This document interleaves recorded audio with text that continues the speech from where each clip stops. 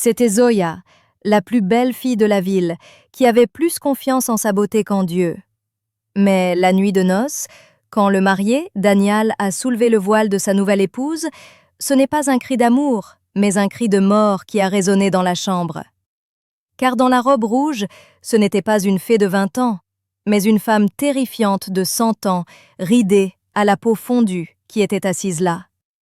Comment la jeunesse s'est-elle transformée en vieillesse en une seule nuit? Quel était ce péché qui a fait du miroir son ennemi? Accrochez-vous, car cette histoire va vous donner la chair de poule.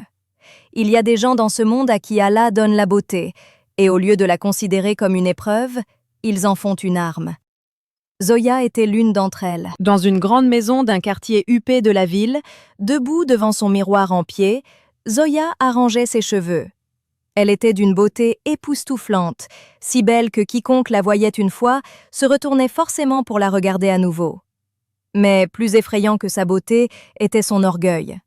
Pour Zoya, le miroir n'était pas seulement du verre, il était devenu son Dieu. Elle se regardait 50 fois par jour, et à chaque fois, une lueur diabolique apparaissait dans ses yeux. Elle pensait, dans cette ville, et peut-être même dans le monde entier, il n'y a personne comme moi. Cette pensée remplissait son intérieur du poison de l'arrogance. Est-ce que Zoya savait que ce visage dont elle était si fière deviendrait, quelques jours plus tard, une punition telle que même la mort ne l'accepterait pas? Dans le salon, la mère de Zoya, Begum Salma, était assise avec leur parente pauvre et cousine de Zoya, Ayesha. Ayesha était très ordinaire en apparence, le teint mat, les traits simples, mais il y avait sur son visage une lumière particulière, due à la prière et aux ablutions. Ayesha parlait toujours la tête baissée et aidait aux tâches ménagères. Zoya sortit de sa chambre et en voyant Ayesha, un sourire moqueur apparut sur ses lèvres. « Tiens, Ayesha, tu es encore là? En te voyant, la valeur de ma beauté augmente encore plus à mes yeux. Honnêtement, si j'avais ton teint, j'arrêterais de sortir de la maison. » Ayesha baissa les yeux. L'humidité gagna son regard, mais elle répondit d'un ton très doux. « Zoya, ma sœur, Allah ne regarde pas l'apparence, mais le caractère. Le corps de terre retournera à la terre, seules nos actions nous accompagneront. La beauté n'est la propriété de personne, c'est un dépôt, amana, d'Allah. Ici, nous apprenons que se moquer de l'apparence physique de quelqu'un revient en fait à critiquer celui qui l'a créé, Allah. La vraie beauté est celle du caractère. Zoya éclata de rire. Garde ces philosophies pour toi. Le monde ne salue que ce qui est beau à regarder. Les actions et tout le reste, ce sont des consolations pour les pauvres. Au lieu de réprimander sa fille, Begum Salma la soutint. Oui, elle dit la vérité, ma fille. Ayesha, tu es jalouse de sa beauté. Dans la vie de Zoya, il n'y avait pas que de l'orgueil, il y avait aussi de la tromperie. Zoya avait un camarade de classe, Omar. Omar était un garçon noble et travailleur de la classe moyenne. Il avait été trompé par la beauté apparente de Zoya et la considérait comme une fille pure. Omar aimait sincèrement Zoya et allait envoyer sa mère demander sa main. Zoya n'a jamais refusé Omar, elle lui donnait de l'espoir. Elle acceptait des cadeaux coûteux de sa part, le rendait fou d'elle, juste pour satisfaire son ego et se dire « Regardez comment les gens meurent pour moi ». Mais alors, l'histoire a pris un tournant.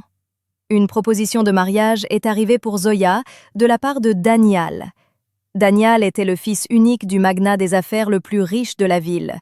Richesse, voiture, bungalow, tout cela était le rêve de Zoya. Dès que la demande de Daniel fut confirmée, Zoya cessa de répondre aux appels d'Omar. Elle ne savait pas à quelle vitesse le soupir d'un cœur brisé atteint le trône divin. Il était facile de bloquer le téléphone d'Omar, mais il était impossible de fermer la porte de la rétribution divine. Inquiet, Omar se rendit à l'extérieur de son université pour rencontrer Zoya. Zoya montait dans sa nouvelle voiture lorsque Omar apparut devant elle. « Zoya, tu as bloqué mon numéro ? Ma mère allait venir chez toi pour demander ta main, tu avais dit que… » Zoya retira ses lunettes et regarda Omar de la tête aux pieds avec mépris. « Une demande en mariage ? Avec qui ? Avec toi ?» Zoya ria. « Omar, as-tu vu ton statut ? Les gens comme toi sont dignes d'être mes chauffeurs, pas mes maris. Je te parlais juste pour passer le temps. » Comment as-tu pu penser que Zoya Sikandar irait dans la maison d'un garçon de classe moyenne comme toi? Le sol se déroba sous les pieds d'Omar. Il n'y avait pas de larmes dans ses yeux, mais un choc profond. Il dit d'une voix tremblante, « Zoya, tu as joué avec mes sentiments? Tu m'as donné de faux espoirs?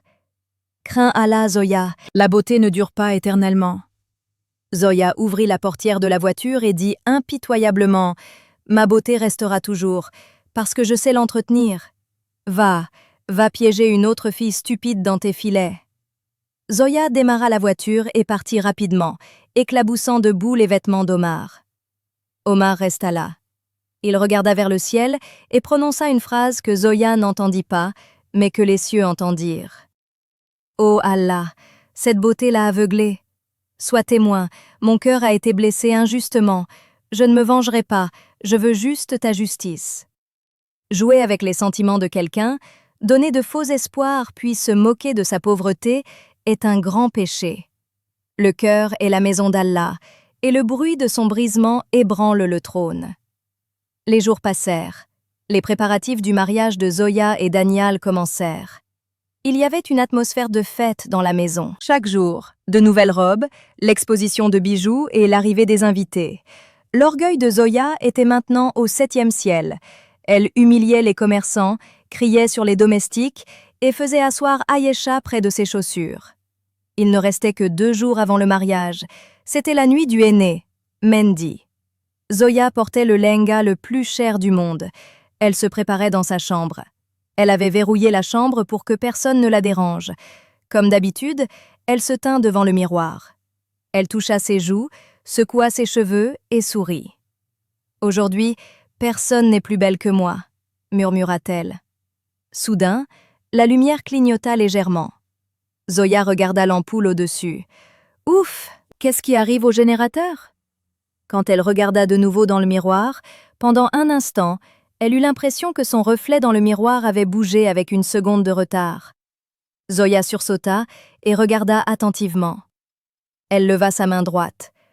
Le reflet dans le miroir leva aussi la main droite. « C'est mon imagination. » Elle secoua la tête et recommença à mettre du rouge à lèvres. Mais alors, une chose étrange se produisit. La température de la chambre chuta soudainement. Zoya commença à avoir froid. Elle sentit un poids sur son épaule. Elle se retourna. Il n'y avait personne dans la chambre. Elle se tourna de nouveau vers le miroir. Cette fois, ce qu'elle vit lui bloqua un cri dans la gorge. Le reflet dans le miroir était bien celui de Zoya, mais sur le visage de ce reflet, il y avait une ride profonde. Paniquée, Zoya passa la main sur son vrai visage. La peau était parfaitement lisse et jeune, mais dans le miroir, une ligne de vieillesse était clairement visible sous son œil. Était-ce une illusion d'optique ou le soupir d'Omar commençait-il à faire effet?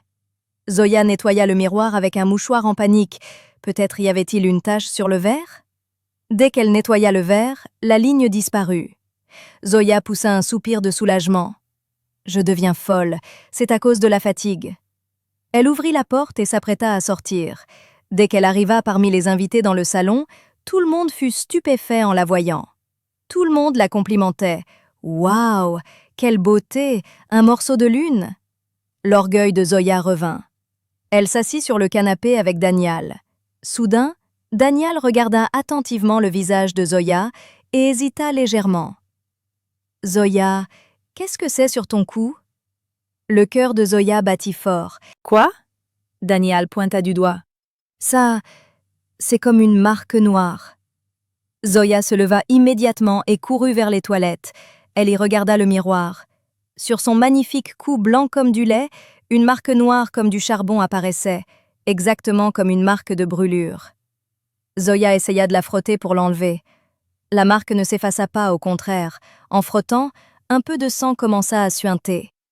Une vague de terreur froide parcourut sa colonne vertébrale. Elle était encore dans cette peur lorsqu'elle entendit un bruissement venant de l'intérieur du miroir. Et puis, elle vit dans le miroir, non pas elle-même, mais l'ombre d'une vieille femme qui se tenait juste derrière elle et souriait. Un cri perçant de Zoya retentit et elle s'évanouit sur place. Il ne reste que 24 heures avant le mariage et des marques mystérieuses commencent à apparaître sur le corps de la mariée. Est-ce une maladie Ou la beauté de Zoya lui est-elle arrachée? Quand Zoya regardera à nouveau le miroir après avoir repris conscience, à quoi ressemblera son visage? Danial acceptera-t-il cette horrible réalité? Quand le soleil du matin se leva, Zoya ouvrit les yeux. La peur de la nuit précédente était encore dans son cœur. Elle s'avança craintivement vers la coiffeuse. Dès qu'elle regarda dans le miroir, le sol se déroba sous ses pieds. Ce n'était pas une illusion. Sous son œil droit, là où il y avait une ligne la nuit dernière, la peau pendait maintenant comme celle d'une femme de 60 ans. Une tache noire profonde était apparue sur sa joue. Zoya ne cria pas. Sa gorge se serra de peur. Elle attrapa rapidement la bouteille de fond de teint et commença à en appliquer follement sur son visage. Une couche, une deuxième couche, une troisième couche. Elle continua à appliquer du maquillage jusqu'à ce que la tache soit cachée. Sa mère entra dans la chambre. « Zoya, ma fille, qu'est-ce qu'il y a? Pourquoi es-tu si nerveuse ?» Zoya détourna brusquement le visage. « Rien, maman, c'est juste le stress du mariage. » L'humain peut cacher les taches de son visage avec des crèmes coûteuses, mais aucun maquillage n'a été inventé pour cacher les taches du cœur et la noirceur de l'orgueil. Le poids du péché rend l'homme vide de l'intérieur. Aujourd'hui, c'était le rituel du mayoun. On fit porter des vêtements jaunes à Zoya. Elle avait peur que quelqu'un ne voie son visage de près, alors elle insista pour porter un long voile et que les lumières de la chambre soient tamisées. Le tambour résonnait dans le hall. Les sœurs de Danial vinrent appliquer l'uptan, pâte traditionnelle, sur Zoya. Dès qu'une fille toucha la joue de Zoya, Zoya eut l'impression que quelqu'un avait posé des braises sur elle. La brûlure était si intense que Zoya cria « Ah! Éloignez-vous !» Zoya repoussa la main de la fille. Tout le monde fut surpris. La mère géra la situation. Sa peau est très sensible, c'est peut-être une allergie. Zoya avait réussi à écarter tout le monde, mais elle sentait que quelque chose bougeait dans les cheveux de sa tête. Quand elle alla aux toilettes et retira son voile, elle vit qu'au milieu de ses cheveux noirs de jais, une mèche était devenue complètement blanche, comme de la neige. En seulement 24 heures, le déclin de la jeunesse avait commencé. De l'autre côté, dans une petite maison de la ville, Omar était assis sur son tapis de prière. Il n'avait pas maudit Zoya, mais son cœur était tellement brisé que son silence atteignait le trône divin. Sa mère demanda « Mon fils, tu pries encore pour cette fille arrogante ?» Omar dit les yeux humides « Maman, qu'Allah la guide. J'ai essayé de lui pardonner, mais le poids ne quitte pas mon cœur.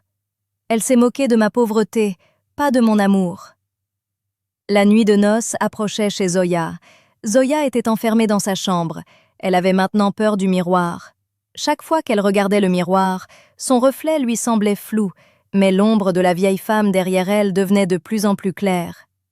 Cette femme ne souriait plus maintenant, elle pleurait. Zoya pensa « Si Danial me voit dans cet état, que va-t-il se passer? Non, je dois faire ce mariage coûte que coûte. Une fois le nikah, mariage, fait, je me ferai soigner. » Quand l'humain essaie de cacher sa faute par d'autres mensonges au lieu de l'admettre, il serre davantage la corde d'Allah autour de son cou. La porte du repentir est ouverte, mais nous n'y entrons pas à cause de notre ego. Le jour du mariage arriva. La maquilleuse du salon prit peur en voyant la peau de Zoya. En signant le contrat de mariage, les mains de Zoya tremblaient car la peau de ses doigts se ratatinait. Danial supportera-t-il cette tromperie au moment du départ? Ou la fin de Zoya deviendra-t-elle un spectacle pour tous? Le cortège, Barat, était arrivé. La salle brillait de lumière. Zoya était assise, prête dans la salle des mariés. La fille du salon avait caché les creux et les rides du visage de Zoya avec beaucoup de difficulté sous un maquillage épais. Zoya avait cessé de regarder le miroir, car maintenant, elle n'y voyait que la mort et la désolation. L'heure du nikah arriva. Le clerc, Molvi, demanda « Acceptez-vous » Zoya dit d'une voix tremblante « J'accepte ». Dès qu'elle retira ses gants pour tenir le stylo, le regard de sa cousine Ayesha tomba sur sa main. Ayesha eut la chair de poule. La main de Zoya ressemblait à celle d'une femme de 80 ans, un squelette d'os recouvert d'une peau desséchée. Ayesha resta silencieuse de peur. La prise d'Allah est très subtile. Il donne du répit pour que l'humain se reprenne, mais quand il tire la corde, toutes les puissances du monde réunies ne peuvent pas le sauver. C'était le moment du départ, Ruksati. Zoya fut installée dans la voiture. Elle pleurait sans cesse. Tout le monde pensait que c'était les larmes du départ, mais c'était des larmes de peur. Danial l'emmena dans sa chambre somptueuse. La chambre était décorée de fleurs. Danial dit en souriant, « Zoya, aujourd'hui tu es à moi. J'ai toujours admiré ta beauté, mais j'aimais ta confiance en toi plus que ta beauté. » En entendant cela, le cœur de Zoya sombra. Elle savait qu'il ne restait ni beauté ni confiance. La climatisation de la chambre fonctionnait, mais Zoya transpirait. À cause de la sueur, le maquillage plâtré sur son visage commença à fondre. Danial s'approcha. « Viens, laisse-moi soulever le voile de ma mariée. » Zoya attrapa sa main. « Non, Danial, éteins la lumière, s'il te plaît. » Danial ria. « Eh bien, pourquoi es-tu timide ?» Il souleva le voile de force. À cet instant précis, un tonnerre puissant éclata et la vitre de la fenêtre se brisa. Le regard de Danial tomba sur le visage de Zoya. Ses yeux s'écarquillèrent de stupeur. Devant lui, ce n'était pas la belle Zoya qu'il avait choisie. Devant lui se trouvait une femme dont la peau du visage pendait, les yeux étaient enfoncés et les cheveux étaient devenus blancs et tombaient. À travers le maquillage, des taches noires étaient clairement visibles. « C'est qui ?» Danial recula de peur et tomba du lit. « Tu ne peux pas être Zoya, c'est quel genre de sorcellerie ?» Zoya éclata en sanglots. « Danial, écoute-moi, je ne sais pas ce qui se passe. » Danial hurla. « Sors, tu m'as trompé, ce visage, c'est le visage d'une sorcière. » En entendant le bruit, la famille arriva. En voyant Zoya dans cet état, la belle-mère s'évanouit. Cela ne ressemblait pas à une maladie, c'était une scène de pur châtiment. Zoya regarda dans le miroir. Maintenant, le miroir lui montrait sa vraie forme. Cette vieille femme n'était personne d'autre. C'était le caractère laid intérieur de Zoya qui était maintenant ressorti à l'extérieur. La beauté dont l'homme s'enorgueillit peut lui être arrachée en un instant. Allah a montré que l'honneur et l'humiliation sont entre ses mains. Celle qui a humilié le pauvre est aujourd'hui devenue elle-même un spectacle. Danial mit Zoya à la porte sur le champ. Où ira Zoya, errant sur la route dans l'obscurité de la nuit? Sa beauté reviendra-t-elle un jour, ou devra-t-elle vivre toute sa vie avec ce visage terrifiant? Il n'y a qu'un seul chemin vers le salut, et ce chemin mène à la maison du garçon dont elle a brisé le cœur. Il était 3 heures du matin. Zoya, dans sa robe de mariée déchirée, marchait pieds nus sur la route. La même Zoya qui, hier encore, ne faisait pas un pas sans sa voiture coûteuse. Aujourd'hui, même les chauffeurs de taxi avaient peur de la prendre. Son visage était devenu si effrayant que les gens récitaient « Ayat al-Kursi », verset du trône, en la voyant. Elle arriva chez elle en pleurant. Sa mère ouvrit la porte et en voyant l'état de sa fille, elle cria et éclata en sanglots. « Qu'est-il arrivé à ma fille ?» Zoya posa sa tête aux pieds de sa mère. « Maman, c'est mon orgueil qui est ressorti sur mon visage. J'ai été très mauvaise avec Omar. C'est son soupir qui me poursuit. » Le père baissa la tête. « Ma fille, nous t'avons aussi mal élevée. Nous t'avons appris à être fière de ta beauté et de l'argent. Nous ne t'avons pas appris l'humanité. » Les 3 jours suivants, Zoya resta enfermée dans sa chambre. Elle cessa de manger et de boire. Elle restait simplement assise sur le tapis de prière. « Oh Allah, je ne veux pas récupérer ma beauté, pardonne-moi simplement. Sors-moi de ce châtiment. Je suis ta servante, je m'étais égarée. » C'était un repentir sincère. Quand l'humain n'a plus rien et qu'il n'appelle qu'Allah, la miséricorde s'éveille. L'idée vint au cœur de Zoya qu'Allah ne pardonnerait pas tant qu'Omar ne pardonnerait pas. C'était une question de droit des serviteurs, Hukuk ul Ibad. Elle mit une burqa, cacha son visage et arriva chez Omar. Omar se tenait juste à l'extérieur de la maison. En voyant Zoya, il ne put la reconnaître. Zoya souleva son voile. Omar trembla en la voyant. Il ne détourna pas le visage avec haine, mais de la pitié apparut dans ses yeux. « Omar !»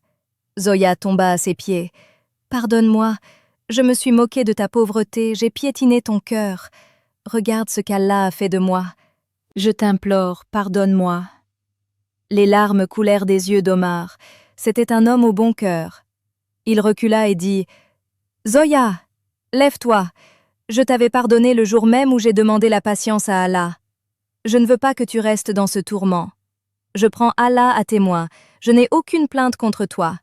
Qu'Allah te guérisse. » Pardonner est un acte plus puissant que de se venger. Quand Omar a pardonné du fond du cœur, les anges de la miséricorde ont souri dans les cieux. Dès que les mots de pardon sortirent de la bouche d'Omar, Zoya sentit qu'un fardeau de plusieurs tonnes avait été retiré de son corps. Un vent frais souffla. Zoya rentra chez elle, fit ses ablutions et s'endormit. Après plusieurs jours, elle eut un sommeil paisible. Le lendemain matin, quand elle se réveilla, elle alla craintivement devant le miroir. Son visage était revenu. Le même teint, les mêmes traits, les rides avaient disparu. Elle était redevenue jeune, mais sur sa joue droite, une légère marque restait. Zoya toucha cette marque. Cette marque n'était pas partie. Cette marque était un rappel d'Allah. Pour que chaque fois qu'elle regarde le miroir, elle se souvienne de ce qu'est la fin de l'orgueil. Quelques années plus tard, Zoya enseigne le Coran aux fillettes dans une école religieuse, madrasa. Elle est toujours belle, mais maintenant il y a de la pudeur et de l'humilité dans sa beauté. Cette marque est toujours présente sur son visage. Une petite fille demanda « Grande sœur, c'est quoi cette marque sur ton visage ?» Zoya sourit, les larmes vinrent à ses yeux. « Ma fille, cette marque est mon professeur. Elle me rappelle que l'humain est fait de terre et doit rester terre. Le jour où nous commençons à nous considérer supérieurs à la terre, Allah nous rappelle notre place. » La leçon de l'histoire est que la beauté, la richesse et le pouvoir sont tous des dépôts d'Allah. Ne les utilisez pas pour mépriser les gens. Repentez-vous avant que le miroir de la rétribution divine ne montre votre vrai visage au monde.